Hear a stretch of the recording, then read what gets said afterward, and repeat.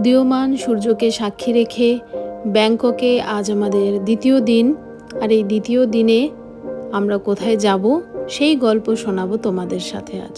তবে যেহেতু গতকাল রাতে আমরা চকলেট ভিলে থেকে ঘুরে এসেছি এবং তারপরে হোটেলটা খুব একটা ভালো করে এক্সপ্লোর করবার মতন সময় পাইনি, তাই ভাবলাম আজ সকালে উঠেই যদি হোটেলটাকে একটু ভালোভাবে দেখে নেওয়া তাহলে কেমন হয়। তাই আজ হোটেলের আনাজ কানাজ তোমাদের সাথে আমি শেয়ার করে নিচ্ছি। তবে ভিডিও শুরু করার আগে আরও একবার মনে করিয়ে দিই, আমার ভিডিও যদি ভালো লেগে থাকে তাহলে লাইক, কমেন্ট, শেয়ার করতে ভুলো না। চ্যানেলের কন্টেন্ট যদি ভালো লেগে থাকে তাহলে অবশ্যই সাবস্ক্রাইব করো।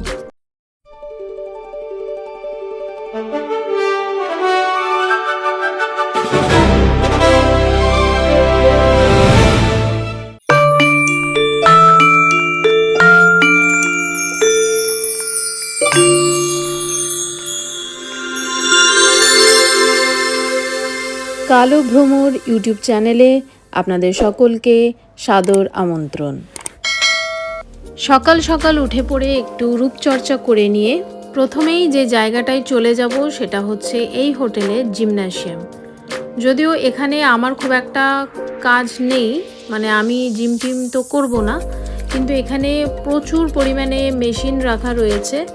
যারা জিম করেন তাদের জন্য আদর্শ একটা জায়গা হচ্ছে এই জিমন্যাসিয়াম। এরপরে আমরা চলে এলাম সুইমিং পুল, যেটা একদম রুফটপে রয়েছে। ঠিক রুফটপে নয়, কারণ এর ওপরেও বেশ কয়েকটা ফ্লোর রয়েছে। এটা ঠিক ওই মধ্যবর্তী জায়গাতে রয়েছে। তো এটা বেশ ভালো লাগলো, খোলামেলা জায়গা, প্রচুর পরিমাণে গাছপালা রয়েছে। আর জলটা তো খুব সুন্দর হয়ই, যেরকম প্রত্যেকটা জায়গায় সুইমিং পুলে হয়, এটার কোনো ব্যতিক্রম নয় এখানে।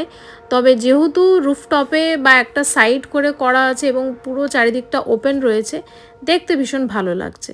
এবারে আমরা ব্রেকফাস্ট করতে যাব, কারণ ব্রেকফাস্ট করার পরেই আজ আমাদের দ্বিতীয় গন্তব্যে যাওয়ার পালা। তাই ব্রেকফাস্টটা ভরপুর করে যেতে হবে। তা ব্রেকফাস্ট করতে যাওয়ার আগে এখানে কিন্তু নাম এন্ট্রি করতে হবে। ওনারা রুম নাম্বার ওয়াইজ প্রত্যেকের নাম লিখে নিচ্ছেন।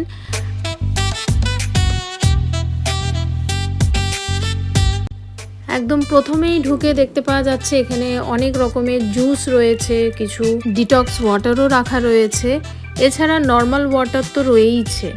আচ্ছা, এখানে রয়েছে সমস্ত রকমের ড্রাই ফ্রুটস, তার সাথে রয়েছে কার্ড।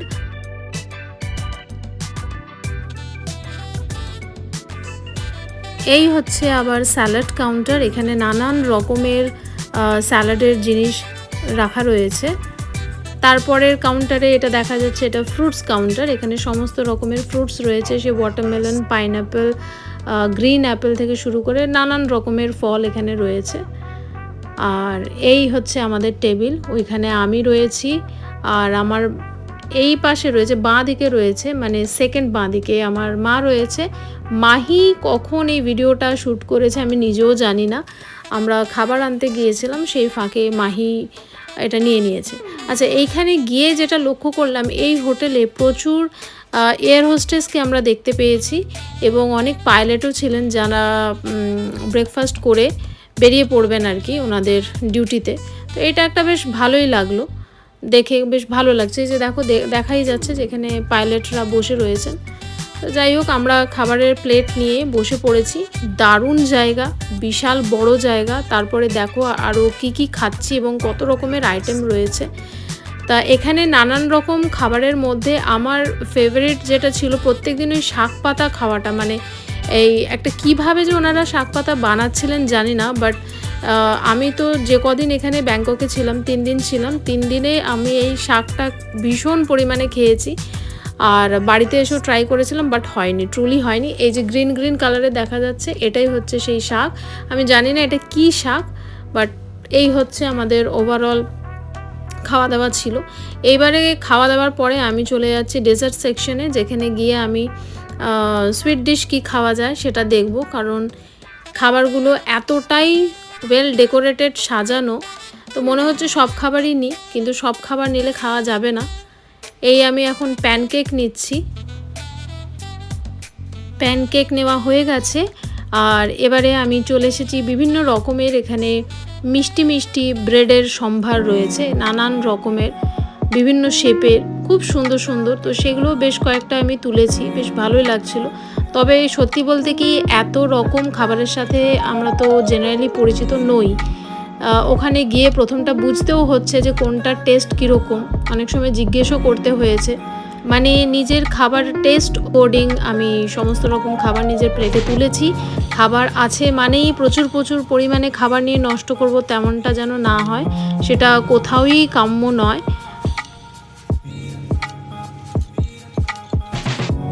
এখানে আবার বেশ কিছু রকমের কেক ছিল, ছোট ছোট, দেখতেই পাচ্ছ সাইজটা খুবই ছোট। নানান রকম ফ্লেভারের কেক ছিল, কোনোটা ফিলিং করা, কোনোটা ফিলিং করা নয়। তো এখান থেকেও কিছু খাবার আমি প্লেটে তুলেছিলাম, এবং সবটা অবশ্য আমার জন্য নয়, বারে বারে মা উঠে আসতে পারছে না, সুতরাং মায়ের জন্যও কিছুটা, মেয়ের জন্যও কিছুটা, কারণ মেয়ে যেহেতু আমার ক্যামেরাটা হোল্ড করে রয়েছে, সুতরাং ওর খাবারটাও আমাকে প্লেটে সাজিয়ে নিয়ে যেতে হচ্ছিল। তো যাই হোক, নানান রকমের এখান থেকে পুডিং, ক্যারামেল, তারপরে কেক, পেস্ট্রি, এই জাতীয় খাবার টাবার নিয়ে আবারও আমি যাচ্ছি আমার টেবিলে ফেরত।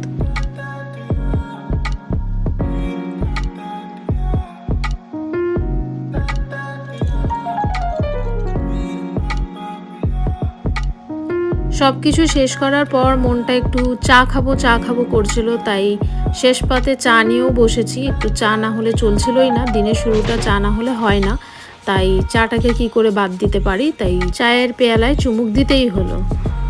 আচ্ছা, খাওয়া দাওয়া এবারে কমপ্লিট হয়ে গেছে, চা খাওয়াও শেষ হয়ে গেছে। আর এই জায়গাটা খুব সুন্দর করে সাজানো ছিল, তাই ভাবলাম এই জায়গাটা বাদ যায় কেন। তো দ্বিতীয় দিনে ব্যাংককে সকালে ব্রেকফাস্ট কমপ্লিট করে এবারে আমরা ওয়েটিং লাউঞ্জে বসে আছি, আমাদের গাড়ির ওয়েট করছি। এবং আজ থেকে আমরা যে ড্রাইভারের সাথে ঘুরবো, সেই ড্রাইভারের নাম হচ্ছে নোক, NOK, নোক। উনি একজন ফিমেল ড্রাইভার। আর এই সম্পর্কে বলতে গিয়ে যেটা বলতে হয়, নোক is a very good driver, she is a very fantastic person, very jolly, আর খুব কোঅপারেটিভ। তো আমি নেক্সট টাইম কখনো যদি আবার থাইল্যান্ড যাই, তাহলে ডেফিনেটলি নোককেই আমার সাথে রাখবো। Good morning from Bangkok. আজকে ব্যাংককে আমাদের সেকেন্ড ডে। আজকে আমরা সকাল সকাল ব্রেকফাস্ট করে বেরিয়ে পড়েছি। দুটো জায়গা যাব, মানে দুটো খুব ফেমাস জায়গা আছে ব্যাংকক সিটিতে, তো সেটাই আজকে কভার করব। একটা হচ্ছে এরাবান মিউজিয়াম, যেটা 3-headed এলিফ্যান্ট মিউজিয়াম, মানে তার মানে মিউজিয়ামটা ঢোকার মুখেই ওই জায়গাটা আছে আর কি। 3টে মাথাওয়ালা হাতির বিশাল বড় স্তম্ভ করা আছে, স্ট্যাচু করা আছে। আর আরেকটা যাব এনসিয়েন্ট সিটিতে, সেটাও কিছুটা ধরে নাও ওই ফিল্ম সিটি টাইপের হয়, কিন্তু জায়গাটা খুব সুন্দর। ওটা ভিডিও দেখলে বুঝতে পারবে কতটা সুন্দর। সেগুলোরও একটু একটু ছোটো ছোটো ক্লিপিংস দেখাবো, কারণ জায়গাটা বিশাল বড় জায়গা, কারণ নর্মালি হেঁটে ঘোরা যাবে না। আমরা যেহেতু 3 জন আছি, 2.5 জন আছি, তো আমাদেরকে একটা ছোট্ট ওই বাগি টাইপের গাড়ি হয়, সেগুলো ভাড়া করতে হবে, মানে সেগুলোকে রেন্টে নিতে হবে, এবং ওটা চালিয়েই আমাকে যেতে হবে। তো দেখা যাক ওখানে গিয়ে কীরকম কী লাগে, দেখাবো, শেয়ার করবো।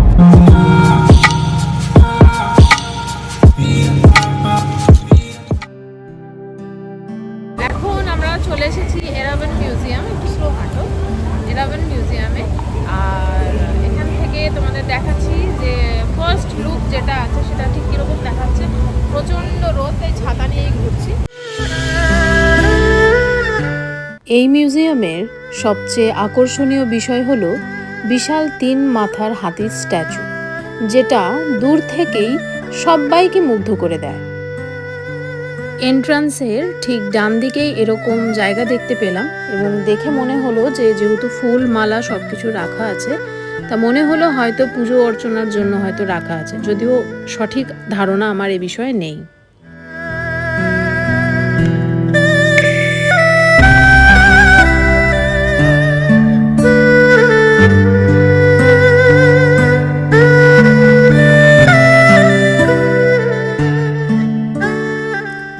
মিউজিয়ামের ঠিক সামনে দিয়েই চলে যাচ্ছে মেট্রো রেল।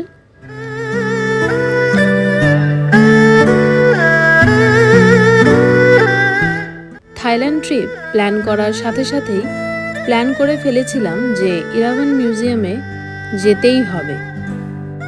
আর ঠিক সেই মতো ব্যাংককে পৌঁছানোর দ্বিতীয় দিনেই আমরা পৌঁছে গেছি ব্যাংককের সবচেয়ে বিখ্যাত মিউজিয়াম, যা পিঙ্ক মিউজিয়াম নামেও জনপ্রিয়।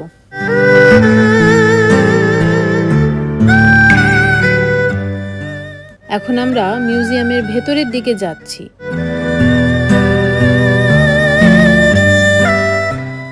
পুরো জায়গাটা যেন একটা রাজপ্রাসাদ। গোলাপি রঙের অসাধারণ আর্কিটেকচার, সুন্দর কারুকাজ।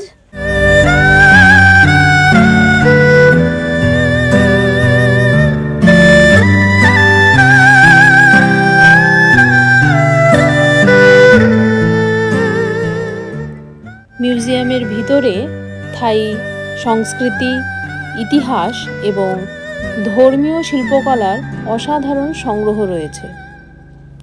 শুধু ঘোরার জায়গা নয়, এটা একটা আর্ট আর কালচারের এক্সপিরিয়েন্স। এই গোলাপি মিউজিয়ামটা দেখতে একদম ফেয়ারি টেলের মতো। চলুন এবার দেখে নেওয়া যাক এখানে কি কি অ্যামেজিং জিনিস আছে। মিউজিয়ামের ছাদের এরকম সুন্দর রঙিন গ্লাসের ডিজাইন একদম চোখ ধাঁধানো। মিউজিয়ামের ভেতরে ঢুকতেই পুরো পরিবেশটা একদম ম্যাজিক্যাল লাগছে। চারিদিকে এত সুন্দর আর্টওয়ার্ক, কালারফুল সিলিং আর ডিটেল ডিজাইন যে চোখ সরানোই মুশকিল। এই মিউজিয়ামের প্রতিটা ফ্লোরের আলাদা আলাদা থিম রয়েছে, আর সব কিছুর মধ্যেই থাই সংস্কৃতি আর স্পিরিচুয়ালিটির ছোঁয়া দেখা যায়। এই আর্কিটেকচারটা সত্যিই নেক্সট লেভেল। এত ডিটেল ওয়ার্ক আমি পার্সোনালি আগে খুব কম দেখেছি। বাইরেটা যত না বেশি সুন্দর, ভেতরে ঢোকার পর জায়গাটা আরও বেশি ব্রেথটেকিং লাগছে। আরেকটা জিনিস নোটিস করলাম, জায়গাটা খুবই পিসফুল। সিটি ক্রাউড থেকে একদম আলাদা একটা কাম ভাইব পাওয়া যায়। এখানে এসে মনে হচ্ছে যেন অন্য একটা ওয়ার্ল্ডে চলে এসেছি। চারদিক এত সুন্দর কালার্স আর artistic design, every corner is blog worthy, I must say.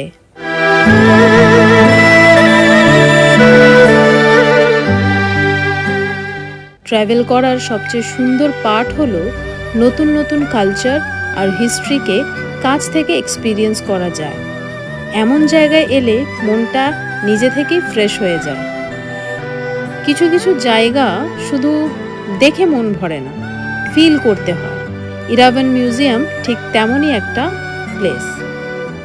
Honestly এখানে এসে মনে হচ্ছে যেন কোনো মুভি সেটে এসে দাঁড়িয়ে রয়েছি।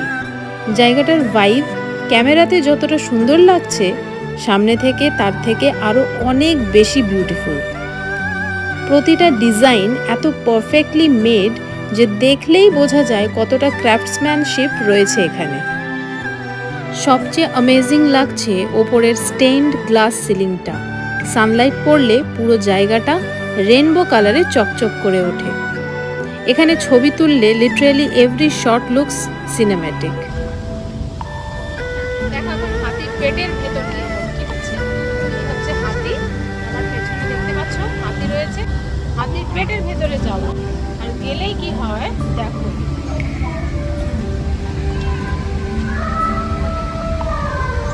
হাতি ডাকছে,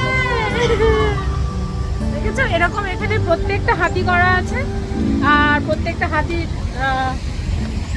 পেটের ভেতর দিয়ে যখনই যাব তখনই হাতিগুলো এইভাবে ডাকছে। বুঝতে পারছো? যেভাবে যেভাবে যাচ্ছি সেভাবে সেভাবে হাতি কিন্তু ডাকছে। এই মিউজিয়ামের ভেতরে বা বাইরে প্রত্যেকটা জায়গায় আমি বলবো ইকুয়ালি সুন্দর। কোনোটাকেই কোনোটার থেকে বেশি ভালো বলা যায় না। বাইরেটাও যতটা সুন্দর, ভেতরের আর্টওয়ার্ক আরও বেশি সুন্দর। বাইরেটা যেরকম সুন্দর সুন্দর স্ট্যাচু করা রয়েছে, ঠিক সেরকমভাবে ভেতরে রয়েছে থাই কালচারের বিভিন্ন নিদর্শন। যারা ফটোগ্রাফি ভালোবাসেন তাদের জন্য এই জায়গাটা একটা প্যারাডাইস বলতে পারেন। এখানে লিটারেলি কোনো ব্যাড অ্যাঙ্গেল নেই, সব জায়গাতেই সুন্দর পিকচার আসে। বেসিক্যালি 3 মাথার হাতিটাই ইরাভান মিউজিয়ামের মেন অ্যাট্রাকশন। সামনাসামনি দেখলে এর সাইজ আর বিউটি আরও বেশি ইমপ্রেসিভ লাগে।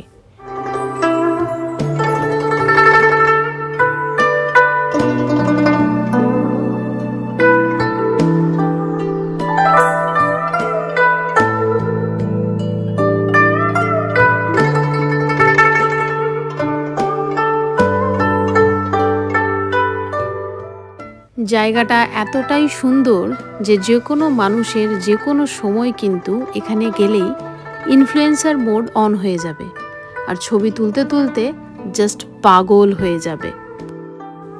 এই সুন্দর জায়গায় এসে আমরা মা মেয়ে এতটাই খুশি যে একটুখানি আনন্দ নিজেদের মতন আমরা ভাগ করে নিচ্ছিলাম।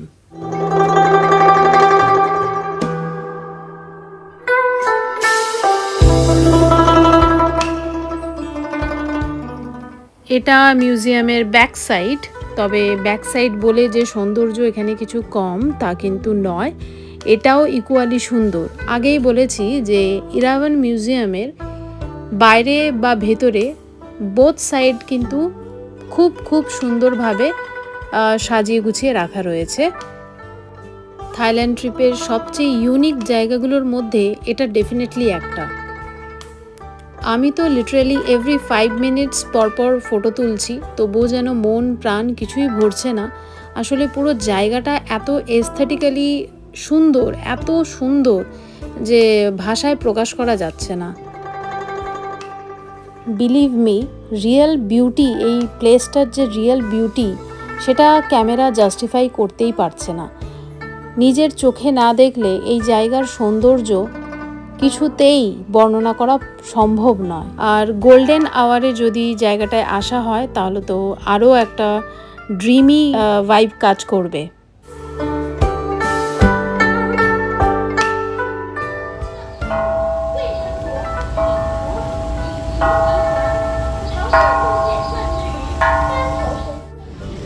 আচ্ছা, এখানে ঘুরতে এসে একটা জিনিস খুব ইন্টারেস্টিং দেখতে পেলাম, সেটা হচ্ছে ছোটো থেকেই তো বাবা মায়ের কাছে যদি আমরা কিছু বায়না করি তাহলে আমাদের কি বলবো, যে টাকার কি গাছ আছে যে ঝাঁকাবো আর পড়বে, এই কথাটা আশা করি আমি কেন তোমরা সবাই শুনেছ। সো সত্যি সত্যি টাকার গাছ আছে, হ্যাঁ একদম ঠিক, সত্যি সত্যি টাকার গাছ আছে এবং সেটা ব্যাংককে আছে। আমি দেখাচ্ছি তোমাদেরকে টাকার গাছটা কীরকম। এই দেখো আমার পেছনেই রয়েছে টাকার গাছ। এই রকম একটা টাকার গাছ যদি সত্যি এক্সিস্ট করতো তাহলে আমরা প্রত্যেকেই মনে হয় খুব খুশি হতাম। আজকে মোটামুটি এরাওয়ান মিউজিয়াম এক্সপ্লোর করা আমাদের কমপ্লিট হয়ে গেছে। সম্পূর্ণরূপে আমরা মিউজিয়ামকে খুব ভালোভাবে ঘুরে নিয়েছি। তারপরে এসেছি একটা সোভিনিয়ার শপে, যেখানে নানান রকমের জিনিস পাওয়া যাচ্ছে এবং সবটাই কিন্তু ওই 3 হেডেড এলিফ্যান্টকে বেস করে, অর্থাৎ এরাওয়ান মিউজিয়ামকেই প্রাণকেন্দ্র রেখে সেই ভাবেই তারা সমস্ত শোপিসগুলোকে রেডি করেছেন। আর এখানে প্রত্যেকটা জিনিসেরই দাম দেওয়া আছে, যেমন এটা 35,000 বাট, মানে এটা অনেকটা দাম, মানে 3 গুণ করে নাও ইন্ডিয়ান মানিতে, প্রায় 3 গুণ, তাহলে বুঝতে পারছো এটার দাম কত দাঁড়াচ্ছে। এখানে যেদিকেই দেখবে সেদিকেই শুধু ওই 3টে মাথাওয়ালা হাতিই দেখতে পাওয়া যাবে, কখনো ক্রিস্টালের, কখনো মেটালের, বিভিন্ন রকমের। ট্রাভেল ব্লগ কমপ্লিট হয় না গুড ফুড ছাড়া, আর এত ঘোরাঘুরির পরে একটু রেস্ট তো দরকার, সাথে পেটেরও একটু খাবার দরকার রয়েছে। সেই জন্য আমরা এখানে নিয়ে নিয়েছি কিছু ফ্রেঞ্চ ফ্রাইজ, তার সাথে আরও কয়েকটা আইটেম ছিল, সেগুলো অন দ্য ওয়ে, তখনও রেডি হয়নি। তো যাই হোক, আমরা এবার খাওয়া দাওয়া করে চলে যাব আমাদের নেক্সট ডেস্টিনেশনে। তবে অবশ্যই সেই ভিডিও কিন্তু থাকবে পরের একটা ব্লগে, কারণ একসাথে দুটো দেখাতে গেলে অনেকটা ভিডিও লম্বা হয়ে যাবে। তবে এর মধ্যে সবথেকে ভাইটাল কথাটা সেরে ফেলি, সেটা হচ্ছে আপনারা যদি থাইল্যান্ড আসেন তাহলে এরাওয়ান মিউজিয়াম মিস করবেন না একদম। আর ভিডিও ভালো লাগলে অবশ্যই লাইক, শেয়ার আর সাবস্ক্রাইব করতে ভুলবেন না। আবার দেখা হবে নেক্সট ব্লগে নতুন কোনো সুন্দর জায়গা নিয়ে। ভিডিও কেমন লাগলো তা অবশ্যই কমেন্ট করে জানাবেন, আর নেক্সট ব্লগের জন্য রেডি থাকুন। ততক্ষণ অবধি টাটা অ্যান্ড হ্যাভ ফান।